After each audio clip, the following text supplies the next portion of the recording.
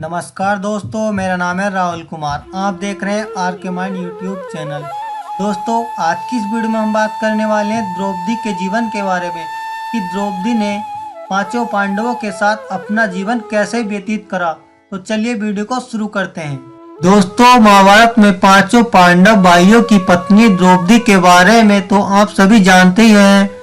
दोस्तों, द्रौपदी की उत्पत्ति राजा द्रुपद के हवन कुंड से उस समय हुई थी जब वह अपने दुश्मन द्रोणाचार्य के वध के लिए पुत्र प्राप्ति का यज्ञ कर रहे थे। राजा द्रुपद के उसी यज्ञ हवन कुंड की अग्नि से एक पुत्र के साथ द्रौपदी भी प्रकट हुई थी। तो दोस्तों, चलिए आज हम आपको विस्तार में द्रौपदी की स्वराज्य के बारे में बता दें। तो आप लोग यह भी जानते ही होंगे, राजा द्रुपद ने अपनी पुत्री द्रौपदी के विवाह के लिए स्वयंवर किया था, जिसमें ब्राह्मण वेश में आए अर्जुन ने स्वयंवर की शर्त को पूरा करके द्रौपदी को अपनी पत्नी बना लिया था।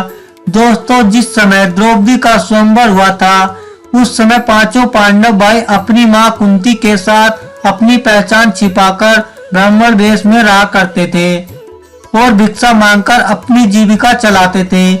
पांचों पांडव भाई जितनी भी भिक्षा मांग कर लाते थे उसे अपनी माँ कुंती के सामने रख देते थे। फिर उसने उस भिक्षा को माँ कुंती पांचों में बांट दिया करते थे। दोस्तों, इसी प्रकार अर्जुन और द्रौपदी को लेकर अपने घर आए तो उन्होंने दरवाजे पर खड़े होकर देवी कुंती से कहा कि देखो माँ, आज हम लोग आपके लिए क्या लेकर आए हैं। परंतु घर का काम कर रही कुंती ने उनकी तरफ देखे बिना ही यह कह दिया कि पांचों भाई मिलकर उसका उपयोग करो। दोस्तों, जैसा कि आप सभी जानते हैं, कुंती सहित पांचों पांडव भाई बड़े ही सत्यवादी थे और अपनी मां के मुख से निकली हर बात को आदेश की तरह पालन करना अपना धर्म समझते थे।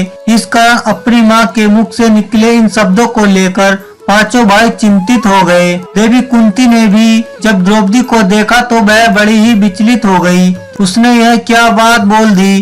तभी अपने पुत्र धर्मराज युधिष्ठिर से कहा कि कोई ऐसा रास्ता निकालो जिससे द्रौपदी का कोई भी अनर्थ ना हो और मेरे मुंह से निकली बात भी झूठी ना हो।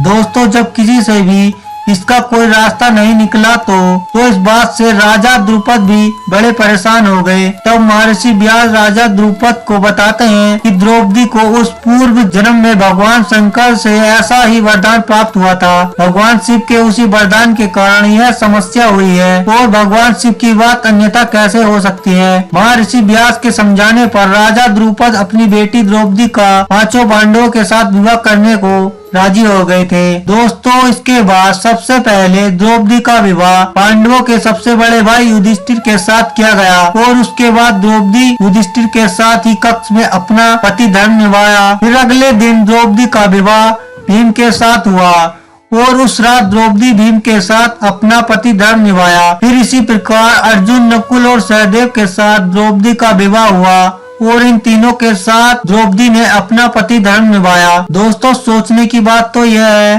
कि एक पत्नी के साथ पति धर्म निभाने के बाद द्रौपदी ने अपने दूसरे पतियों के साथ अपना पति धर्म कैसे निभाया होगा। तो इसके पीछे भी भगवान शिव का ही वरदान था, क्योंकि जब भगवान शिव ने द्रौपदी के 5 पति प्रदान होने का वरदान दिया था तब वह भी जानते थे कि अपने पतियों के साथ पत्नी धर्म कैसे निभा पाएगी। इस कारण उन्होंने द्रौपदी को साथ में यह वरदान भी दिया था कि वह प्रतिदिन कन्या भाव को प्राप्त हो जाया करेगी। इसलिए द्रौपदी अपने 5 पतियों को कन्या भाव में ही प्राप्त हुई थी। परंतु संतान प्राप्ति हेतु भगवान श्री कृष्ण ने यह सुझाव रखा कि प्रतिवर्ष द्रौपदी एक ही पांडवों के साथ अपना समय व्यतीत करेगी और जिस समय युवती अपने कक्ष में किसी एक पांडव के साथ अपना समय व्यतीत कर रही होगी तब उसके कक्ष में कोई पांडव प्रवेश नहीं करेगा। दोस्तों, अगर आपको यह वीडियो हमारी अच्छी लगी हो तो वीडियो को लाइक करें और अपने सभी दोस्तों के साथ शेयर करें और हमारे YouTube चैनल को सब्सक्राइब करना ना भूलें।